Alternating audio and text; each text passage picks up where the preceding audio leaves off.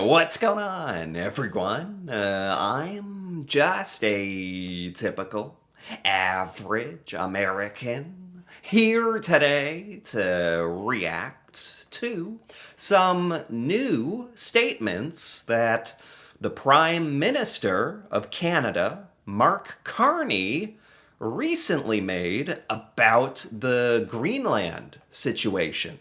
And this headline was actually popping up a lot on social media for me.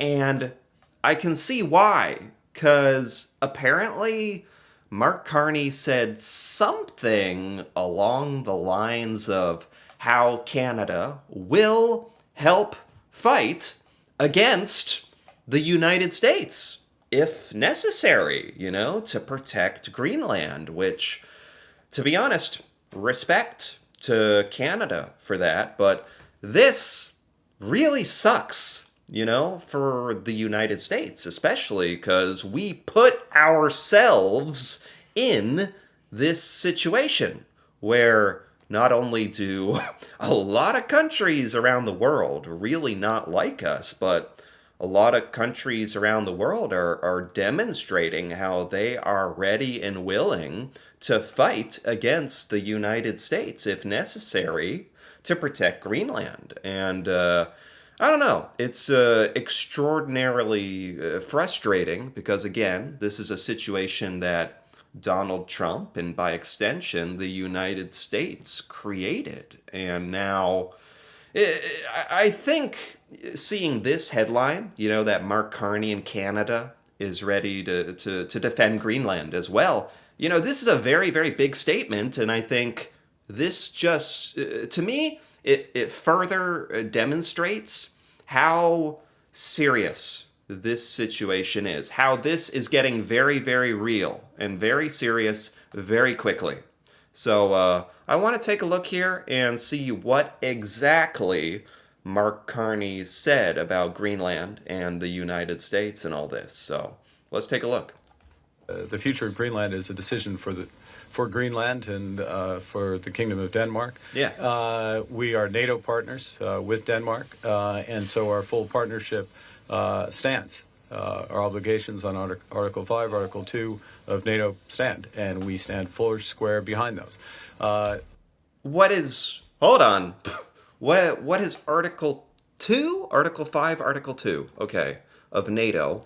What does that mean? I am gonna look this up because this is important. So, I mean, basically, he's obviously saying Canada is part of NATO as well as Greenland, and obviously there's an obligation that goes along with that that has to do with protecting Greenland, I am assuming. And so this is NATO Article 2 and 5. Okay, here we go. So it says here, Article 5, collective defense. If one NATO country is attacked, all NATO countries consider it an attack on themselves and can help defend it. There you go.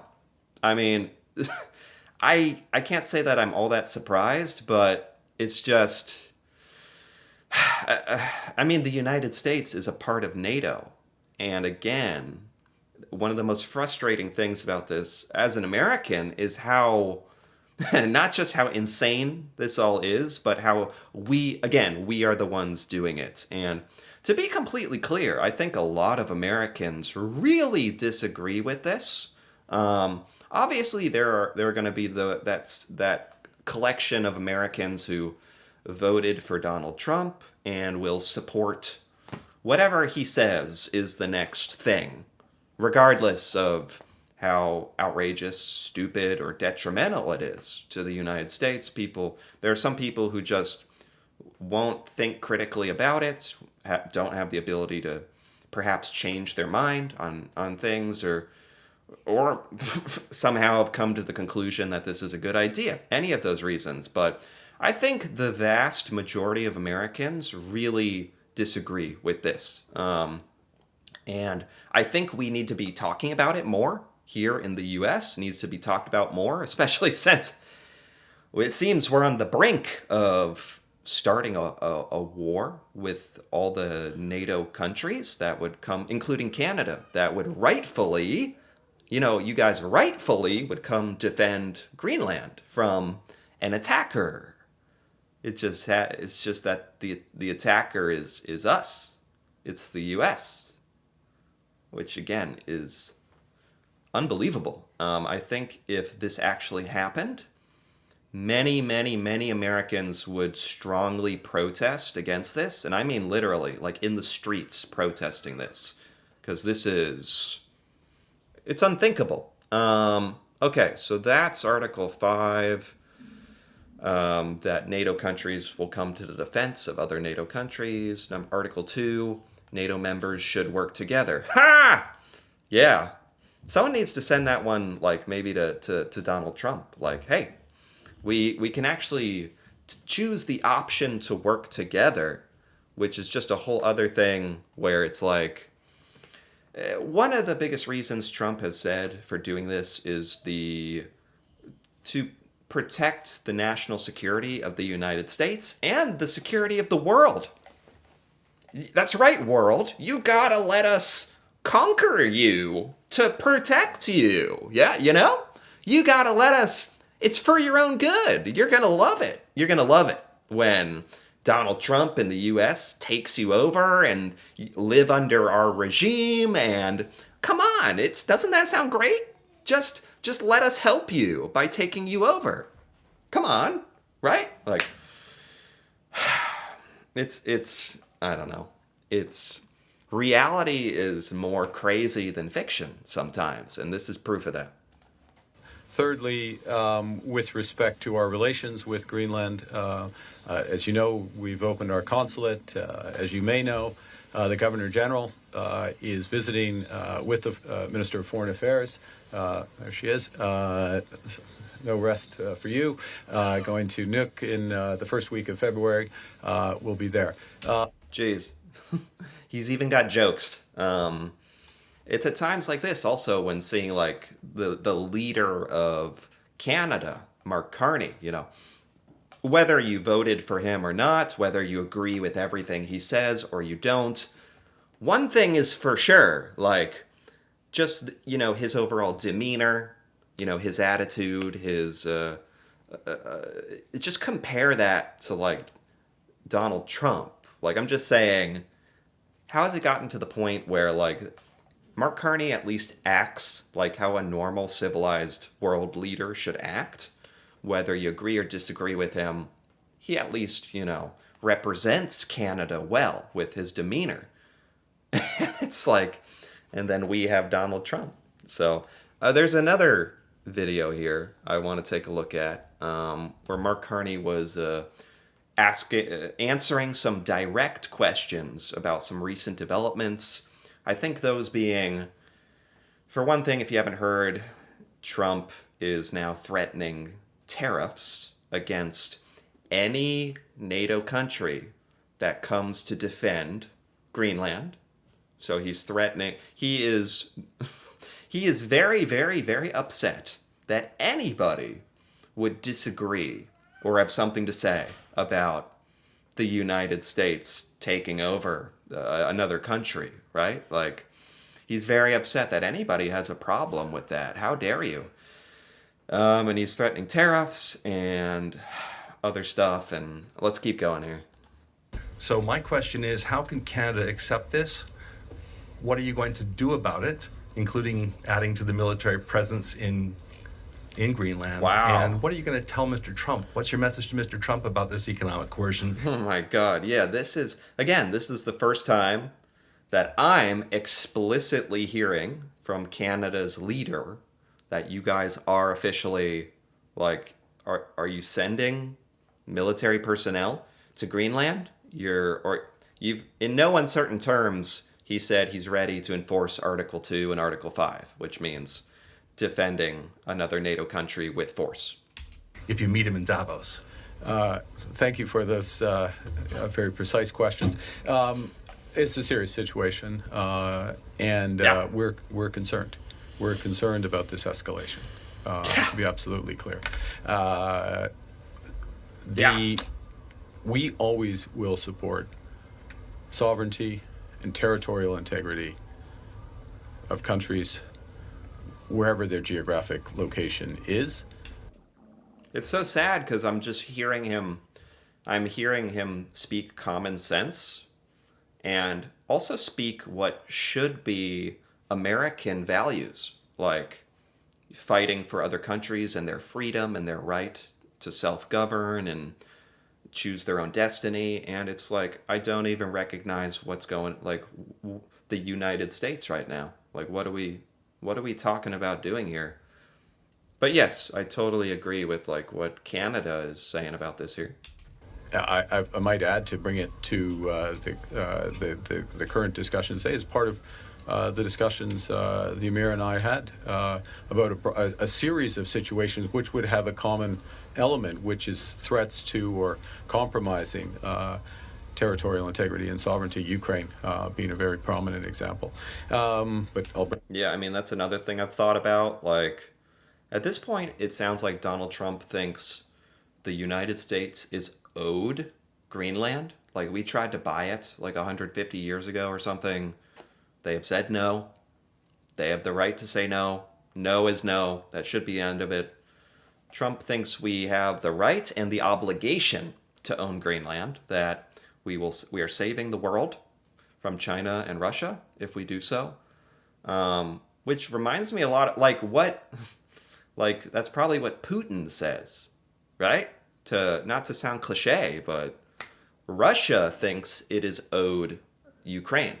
Like, rightfully, Ukraine should be part of Russia, and now we, like, think Greenland should rightfully be part of the United States. Like, you can't help but draw the comparison. It's unbelievable. Bring it back now to Greenland. So we will always support that.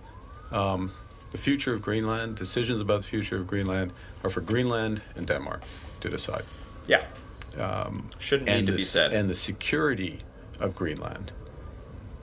Security is first and foremost for them, but very much falls within the responsibilities of NATO. I've spoken to the Prime Minister of Greenland, and there's a full commitment, not surprisingly, as is appropriate, of NATO partners to the security of Greenland. That's the right way. Yeah, seriously, that's a good point. Like, Donald Trump shouldn't be surprised in the slightest by any of this.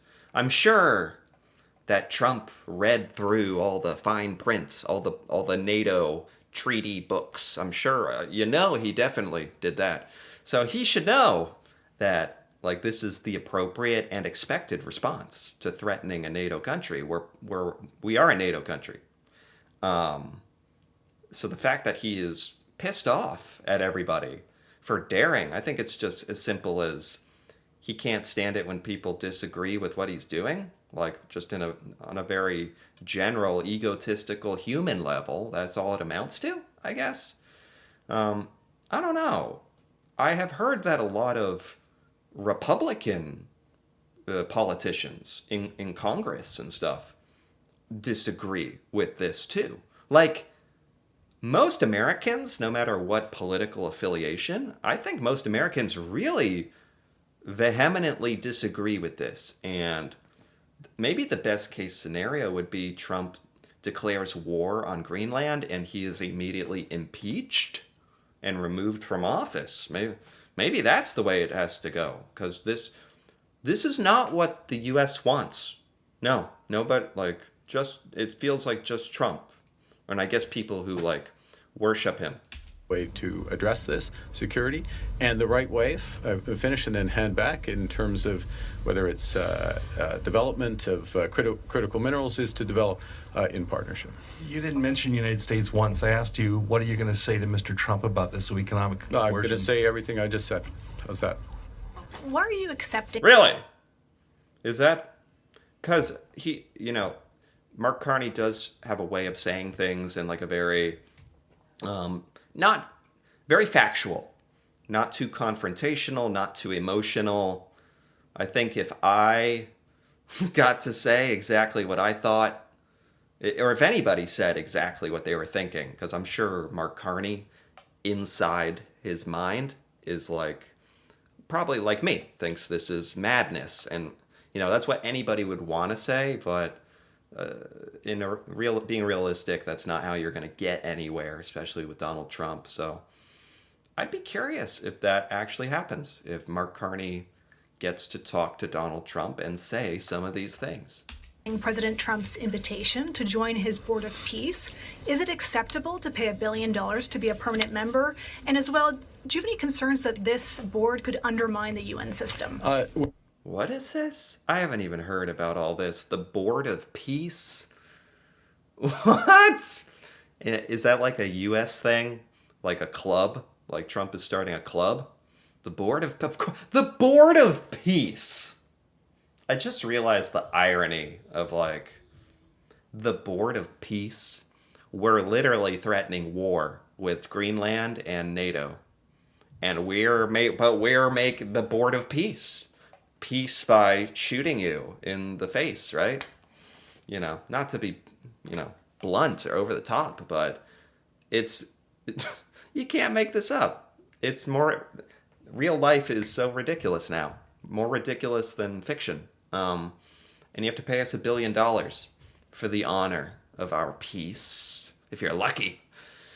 I don't know. It's bad. I'm really quite troubled by where things are going. Things seem to be escalating. Now there's these... he is threatening tariffs that are going into place in a few weeks against any country that helps Greenland. Help defend Greenland from us. Because how dare you? Threatening those tariffs. And I don't know. I don't know where this is going. Part of me just hopes... I mean, the best case scenario is he just is doing all of this to try to coerce Greenland into selling itself to us. But even that would be perverted. Like, we're manipulating Greenland with threats to force it to sell itself to us. That's not right. But at least that would be nonviolent. But this may end in violence. It may end in buying Greenland, even though, what? The United States already has lots of deals dating back to like 1951 with Greenland. We are allowed a huge ability to have a military presence in Greenland. We can defend Greenland already. We have bases there. We have people there for decades. Like, there's no reason we have to own it. It just so happens owning it would give us lots of territory and resources and minerals and new subjects, and that you can't help but like wonder if that's the true motivation. But we can speculate all we want. It's tough to know what's going to happen next or where the true motivations lie. But this is my true feelings on the matter so far, and I don't know. There's something new, crazy happening every day around this. And a lot of Americans aren't happy, including me. So anyway, if you enjoyed this, feel free to give this video a like or leave a comment with your thoughts on everything that's happening now with Greenland and now Canada and a lot of NATO countries. And that'd be cool to hear about, especially if you're outside of the US, hearing an outside perspective. That's really valuable to me. If you're interested in more videos like this, me reacting to Canada, not always stuff that has to do with existential threats to our existence, but sometimes fun. Feel free to subscribe for more. And until then, thanks for watching, and see you next time.